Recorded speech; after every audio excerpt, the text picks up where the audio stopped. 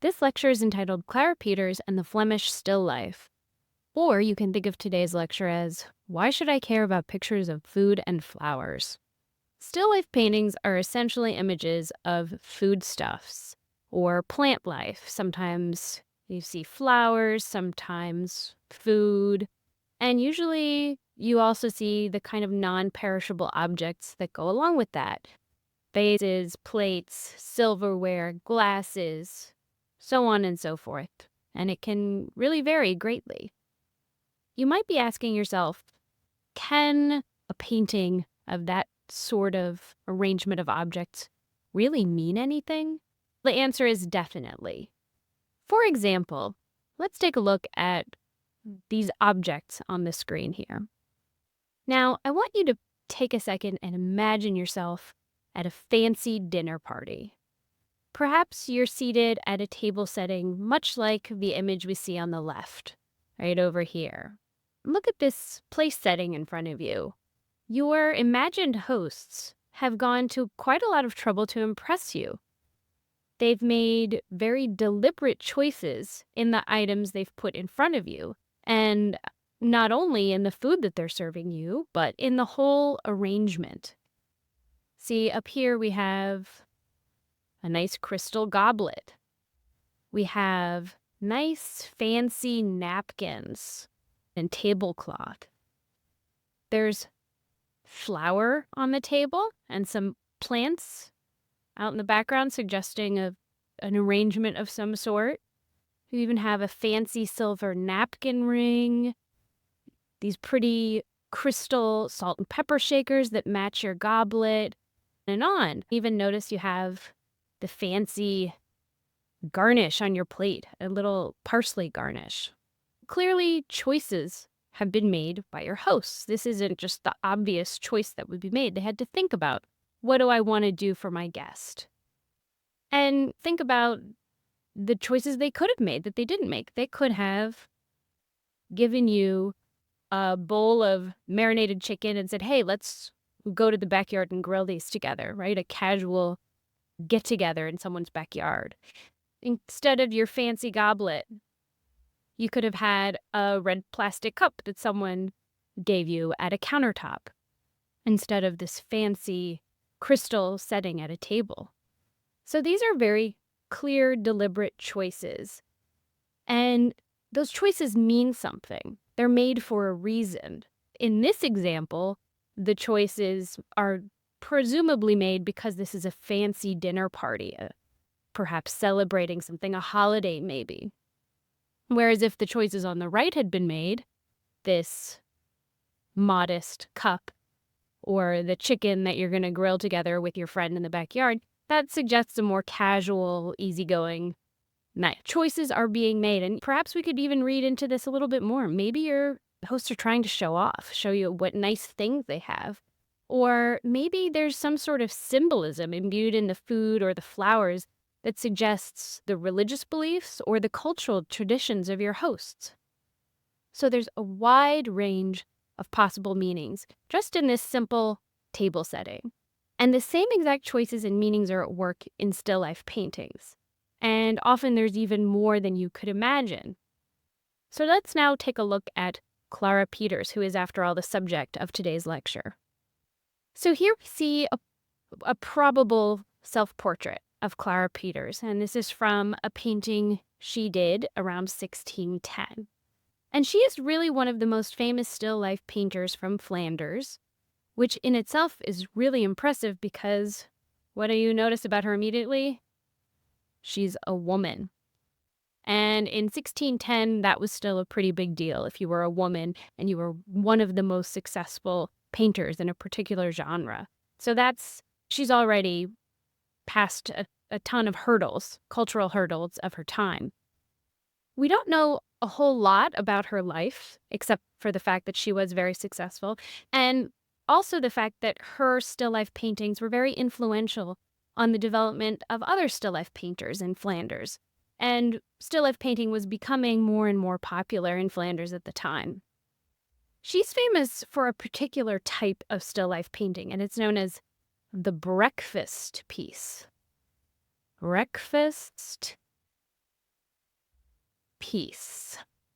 And a breakfast piece was simply a still life that showed luxury items, the kind of luxury items the merchant class would have enjoyed. And that's the same merchant class who would have been buying her still lifes and hanging them on the wall of their home. Let's write that down. Luxury objects, the kind enjoyed by the merchant class. Merchant class. Like our hypothetical hosts, Clara Peeters had definite choices to make whenever she painted a still life. And you should try and keep those in your mind as we look at one specific example of her still life painting, and also whenever you encounter a Baroque still life in the coming lectures and readings that we have assigned. Choices that she might have made. Let's scroll down a little bit so we have some room to write, and you can take a look at this one example. So here's an example of Clara Peeters' still life. And before we take a look at specific details within the painting, let's think about the questions she had to ask herself. Things like the condition of objects that she's depicting. And by that, is it something shiny and new? Is it something that shows a lot of wear? Think about the order of the arrangement. Is it really neat and tidy and organized, or is it a little more chaotic or haphazard? What about the relationship?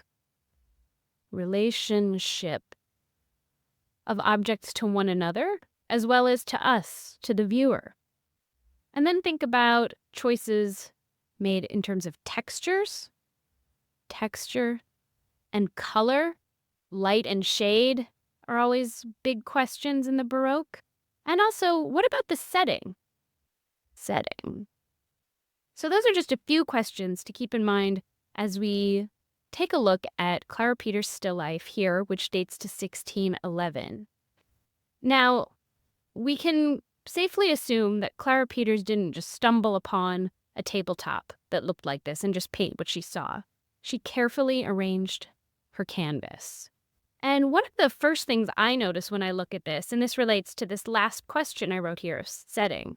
Can you determine what the setting of this is? Not really. It just emerges from this murky, dark background, and all of our focus is on these objects. There's no distracting details of a suggested room or even an outdoor space. It's just the objects on this table, which really keeps our attention on those objects, these luxury objects. So we have here, you can see right away, we have flowers, we have pretzels over here, nuts, and then we have these goblets and glasses and vases arranged on the table as well. You might notice, even though it's pretty simple and straightforward, just these few objects on a flat surface, she's really placed things very interestingly. And you can see that especially if you look at the front. We can see the edge of this tabletop, and it's almost as though it's coming into our space, and there are objects perilously close to the edge and falling off, like the leaves of this flower here, this tray with the pretzels on it. And hopefully that will trigger something in your mind and make you think, oh, that's really Baroque, because it creates this sense of immediacy and movement, as though these objects could perhaps tumble into our space. And there's that sense of theatricality and the sense of time that's so typical of the Baroque. Think back to Bernini's sculptures, for example, that really capture that moment in time. Clara Peeters is doing the same thing in her own way with these objects in the still life. Now, the objects are very indicative of a well-to-do Flemish home. These are not throwaway items at all. Notice the delicate details on this metal goblet in the front and this vase over here. They're not just everyday, boring housewares. They're nice. They're luxurious. And again, that fits with who her clients would have been and the people who would buy these paintings. Notice also that her attention to textural details adds to that immediacy I was talking about a little bit before. And it also shows a connection to the Northern Renaissance past, her predecessors, who were so interested in capturing textural details of various objects in their paintings. So you can see, for example, the real softness of these flowers, the velvety softness versus the cool, rough metal of this goblet, the matte surface of the tabletop, and so on and so forth. She really has paid careful attention to that. Back to the question we posed at the beginning of this lecture, why should you care? We can assume again that Peters, as well as the people who bought her paintings, valued the objects in these paintings. They meant something to the culture in which this painting was produced.